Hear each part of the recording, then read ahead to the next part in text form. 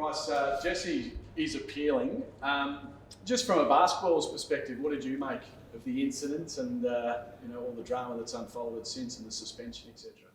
Yeah, I didn't actually see the play. I think I was the one dribbling the ball up the floor when Jesse set the screen. But I mean, I've been playing with Jesse for years. I've never known him to be a dirty player. So Jesse has our support, and obviously we're hoping for the best for this appeal, and we'll see how it turns out. A lot of people are saying if he does cop a suspension, it's like that's the end of the screen. You can never screen ever again in the back courts.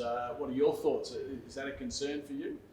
Um, I mean, no, not really. Just probably just want clarity, I guess, if that's a notable worth of suspension. I feel like screens like that are set probably at least once every game with every team. So whatever they do, just yeah, make it consistent. Were you given any different guidelines from the NBL pre-season around how they're going to interpret those sorts of things, or has it just been the same this season as what it's been every other year with the information you've been given? Yeah, I'm the wrong one to ask. Whenever they talk about yeah, but when they talk about guidelines, it goes in one ear and out the other for me. So I'm the wrong one to ask. Of course it does. Mitch and Luke not here, but expecting them to play this weekend. Yeah, definitely. I think we're just playing it safe rather than sorry, but I think they'll be fine, and hopefully they're coming with us on that trip because we'll definitely need them. I was just watching training, and I know there was only a certain patch where it was you versus Corey. There's a lot of pride go on the line when you defend Corey and vice versa, because it seemed pretty competitive out there when you were going against each other. Yeah, it's fun. Obviously he's a hell of a player, and I feel that helps me defensively because there's not many guys that have the ability he has in the league, and vice versa. So we just try to push each other to make each other better. But yeah, pick and choose our spots for sure. Otherwise, it'll be a long, long practice every day. You made games with yourself.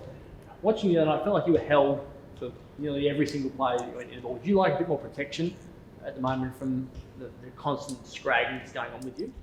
I mean, I wouldn't say protection, just, again, consistency, because I feel if I guarded a player the way I'm guarded, I'd foul out in the first half. But people, or some players or teams get away with it, I guess, because it's me. But I just want consistency, whatever the calls are. If they're not going to call them, or if they are, just make it consistent. Do you feel like teams are prepared to roll the dice on holding and just see if the refs can see it or whether they're going to call it? And if they do, then they'll cop it. But they'd rather try to hold you rather than let you get free? Yeah, I mean, I can't speak on their behalf, but obviously you go into the game expecting it to be physical, and that's fair enough. But at a certain point, there has to be a line drawn for what's a foul. But if I can get more clarity, because some of the explanations I've gotten are very contradictory, so we'll see how it goes. Who have you gone to for that information? I mean, I really haven't gone to him like asking what's the guidelines, but when I ask, is a push off a foul, or if I'm driving to the basket and I get a stiff arm, I'll hear a lot, well, we thought you'd already made it past the player, so we didn't want to call it. And my response has been a foul is a foul, because a lot of times, even if I get past that player, it messes up the momentum. And, if it's a foul, then call it, because a lot of times they don't wait to see if a player gets past us on the other end, and we do the same thing. Do you feel that sort of attention has increased this year more than any other year? Because it looks at watching it that it feels like you're probably more physical attention than any other year you've had here.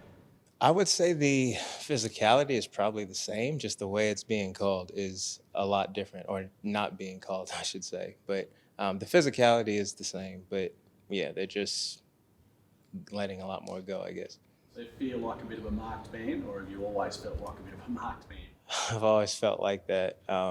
But again, I'm not complaining and asking for protection or anything like that. My thing is just make it consistent for everybody so we all know what's legal and what's not. What have you made of the Jack Jumpers? I mean, they're an incredible organisation for a young one, aren't they? I mean, they've had a really impressive 12 to 18 months. Absolutely. And I mean, Scott Roth and, Jacoby, they've done wonders over there. They've done a good job recruiting the right players to fit their system.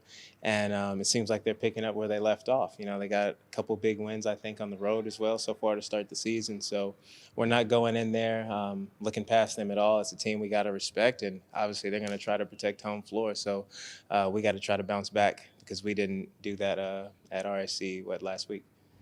And Sean, expect him to play, looked okay out there. Yeah, I'm hoping so. I'm hoping to see him out there, fingers crossed, but he definitely looked good today in practice and just trying to get his win back. And there's nothing on citizenship at all. We almost made it through. Nothing that I've heard of at all.